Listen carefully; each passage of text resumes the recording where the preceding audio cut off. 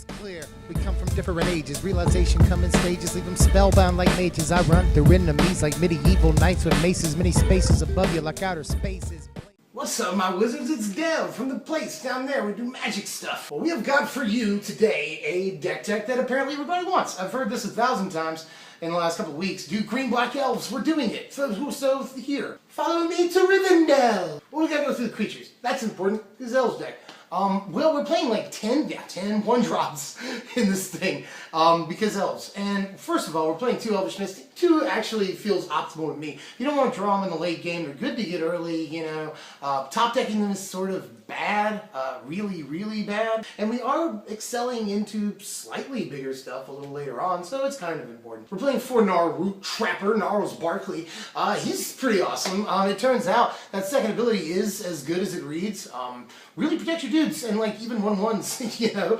There's a lot of really cool stuff that you can do with Trapper, honestly. Really makes combat like a total pain in the butt for your opponent, because anything that they block with is probably going to get death touched. Like their best dude, if they block with it, will be death touched. Doesn't matter. So that second ability is crazy. Even late game when his first ability starts to lose relevance, and that's important too. Good card. 4th Thornbow Archer, the only like technically 2 power guy sort of that we have. Thornbow Archer is actually really good. Maybe the second best one-drop. I really, really like Root Trapper, but as far as pure aggression goes, we absolutely need this guy. He's the most aggressive one-drop for Elves there is. So this guy, 4 copies of Dwynen's Elite, definitely a full play set of this. Just getting 2 Elves is really good for your Shaman of the Pack. That's fantastic. There's other things you can do with this. I'll get to that later. But Dwynen's Elite, definite 4 of them. I mean, basically 3 power for 2 mana. Split among 2 guys is very, very good. Elves blocks other aggro decks pretty well, and it's because of stuff like this, definitely. I do like this card an awful lot, even more so after I play with it. It's a fine card this is. 4 Elvish Visionary because you gotta do it. Yeah, I mean, you absolutely have to. Good top deck later on in the game.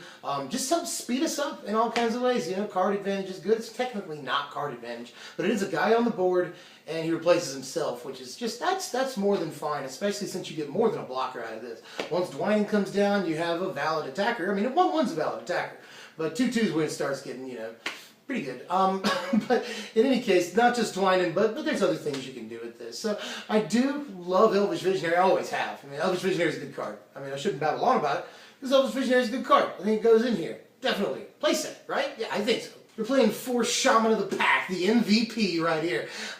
Really affects the game as soon as it comes down. This is your Shoryuken, man. This is your KO punch right here. This thing is just as crazy as it looks. It will not resolve a lot of the time against control. Another thing is that like against sort of like mid-range decks and control decks, and even like other like red aggro decks, like your dude's gonna get removed all the time. Like you're not gonna get like max value out of this. Like you're not gonna curve into it. Like turn 1 Trapper, turn 2 Dwynen's Elite, turn 3 this. That does happen, and you do get 4 damage sometimes. That feels pretty good, but it's not going to happen for the most part. You're not going to top take late game and just be like, 9 damage! Like, it doesn't always happen, and against control, it nearly never happens. Like, this hardly will ever resolve. It feels like, at least. That being said, it's still a very, very, probably the best elf in the deck, all things considered, man.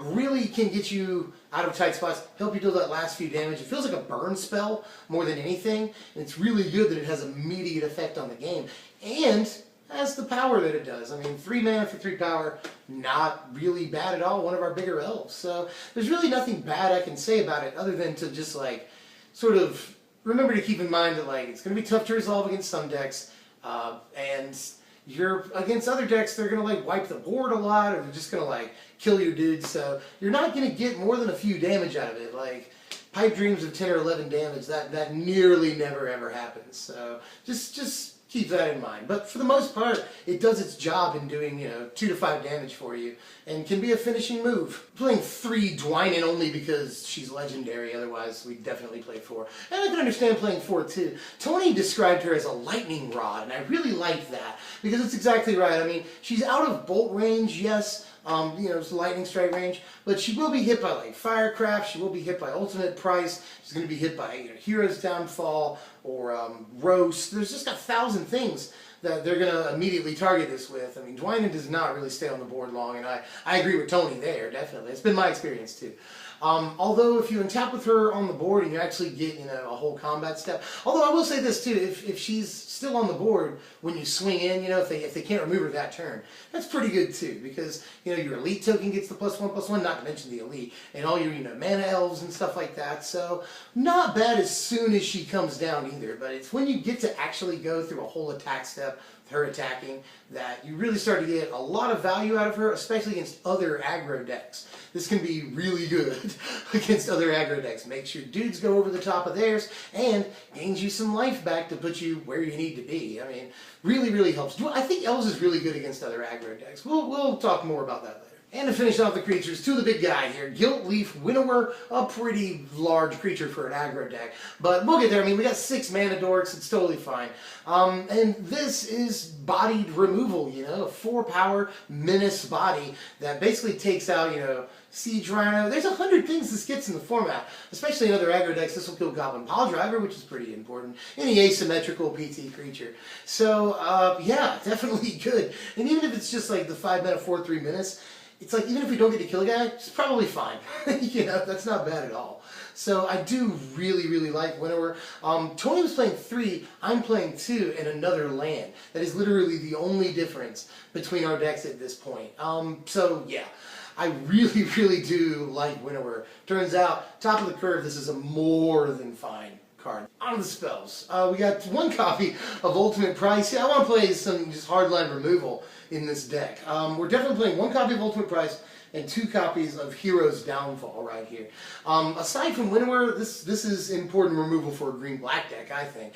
This, it does in some ways play like, it's a deck, okay, the best way I can describe it, it's a deck that plays somewhere in the middle between aggro and mid-range. Not the fastest aggro deck in the format, not the slowest mid-range deck either though. And we have to have some removal, not only to help us out against other aggro decks, but against mid-range decks that would normally just bust us, honestly.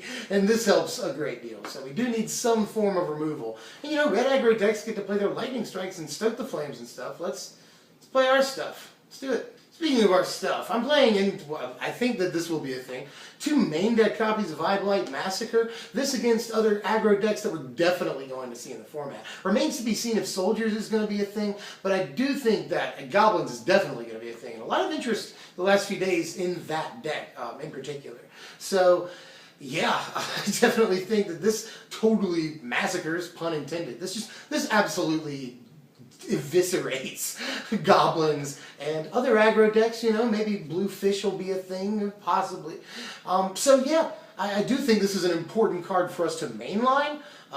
So yeah, let me know how you feel about that, because I feel like that's a flexible slot. We are playing more in the board, and this card goes in the board regardless, but I definitely think it's an important enough card, especially post-combat against even mid-range decks, that this could see main board play.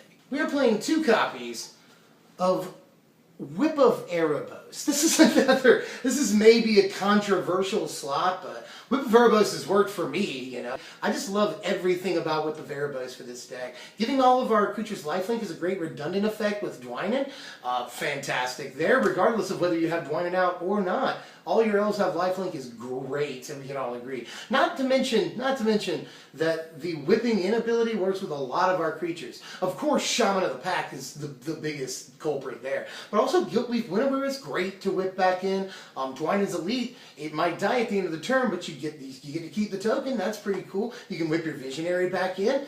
Get to draw a card, that's cool. Works with a lot of our dudes. I really do like Whip of Erebos in this deck. And I might consider cutting it down to the 1 copy, because it does feel slightly superfluous, but never quite win more. It's just really good interactions, really good redundant effects, and I like the whip in this deck. Let me know how you feel about that. And finally, for the main deck here, well, not the lands, but still, 3 copies of Obelisk of Erd. I definitely think this is a must-play, but I don't know how many copies will be played in the deck. You know, it could be 2, it could be 3, or it could be 4 even of Obelisk. At first I was playing 4, cut it down to 3. Another good redundant effect with Dwynen, and without Dwynen again, this will help us go over the top of other aggro decks, and with Dwynen, helps us go over the top of mid-range decks. I mean, even our small guys get big enough to take on like Siege Rhinos and stuff, and That's invaluable, definitely. Obelisk makes this one of the better, aggro decks in the format. Now, I even think Goblins will play Obelisk too, or Atarka's Command. I think that'll be an interchangeable slot. But Goblins probably will play Obelisk, so we have to have something to match it. What better than the actual card itself? But aside from that, this can come down, and the turn it comes down, absolutely obliterate them, alpha strike that turn. So lots of reasons I think to play Obelisk. We can easily convoke this in, so yeah, let's do it. Here's the lands, another thing that one of the only things Tony and I have disagreed on actually in the construction of this deck, in that he doesn't want to play so many Line of War Waste. I'm willing to play at least the 3 Line of War Waste. I want to play the 4, but I do see his point, especially against other aggro decks and in combination with our Gnarlroot Trapper. Definitely, we lose a lot of life. We really do. Although Whip of Erebos helps us gain that life back. Dwynen helps us gain that life back. Not guaranteed. I am in support of playing 4 copies of Line of War Waste, although I understand why you wouldn't. And probably less copies of the Green-Black Temple, because we really need to curve. We absolutely need to curve. Here's the board right here. I feel like it's fairly standard. I mean, this is what we want to play, right? Let me know if we missed anything here. All in all, I feel like these are some of the better options, but I do feel like maybe I'm missing something. So, discuss, think about it. While I give you the power rankings over here, let me go ahead and tell you a couple of things about the deck. We almost played Collected Company. It looks really good, especially when you have dreams of playing, 2 shamans off of this at the end of their turn or something like that. But I didn't end up playing Coco, neither did he, but I do think that maybe there's a case for it, and that maybe when we start seeing these top 8 decks, Coco will be a thing in those decks, but I'm not entirely sure. It just doesn't feel like we absolutely need it. We can just play like traditional aggro instead of the sort of mid-rangey-ish things that Coco's usually played in. So, Collected Company just didn't really inspire me in the end, but I could understand if it ended up being in sort of the end product. We do not do very well against some of the control decks in the format, especially considering they're all going to play sweepers. Languish included, in Languish just completely blows us out. So there are definitely some problems here, especially against, again, other mid-range decks. We tend to do okay against them until they sweep us, and then they have a much better time of sort of reestablishing board presence than we do. Against other aggro, we really shine. We have Eye Blight Massacre. We are able to, like I said, attack into other aggro very well. We can block other aggro very well, but they sort of end up overwhelming us as far as pure speed and total creature count end game. So we do have problems here, but we're fairly consistent. We have an issue with some things like resiliency. Like I just said, if we get swept, we're in trouble. Especially considering that ruins the value of cards like Shaman of the Pack. And that's our heavy hitter. We gotta get the most value out of that card as possible. So yeah, has bugs, has issues, but ultimately feels very consistent and is a lot of fun to play. I mean, it's Elves. It's Green-Black Elves, and it feels like playing Green-Black Elves. Flavor-wise, the deck does what I feel like Elves should be doing, So I like it. Definitely has its pitfalls, but also there's great things about it. It is sort of a safety valve for aggro, but it is itself an aggro deck. So I think that's really, really cool. Tell me how you feel about this. We have a couple of ideas coming up. I want to put out a video like tomorrow if I possibly can. That's a pre-order price check.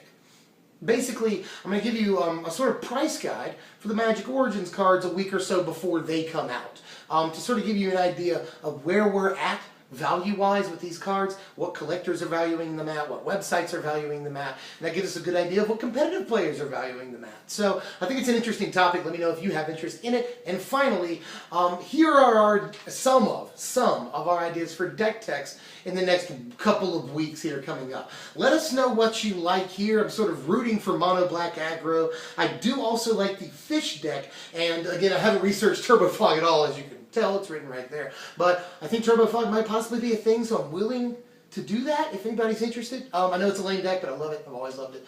But I really do want Mono Black Aggro to be a thing, so I want to do that deck. Also Mono Black Devotion, but that's a different deck. Anyway, babbling. Let me know how you feel about Elves, or if you have any corrections or things that you would do that we didn't do, or maybe things we did that you're like, that's super stupid. Just let us know. We're always interested. Remember to please like, share our videos, comment, subscribe, do all those things, and we'll see you next time, guys. I'm Dev from SBMTG, and thanks for watching, my wizards.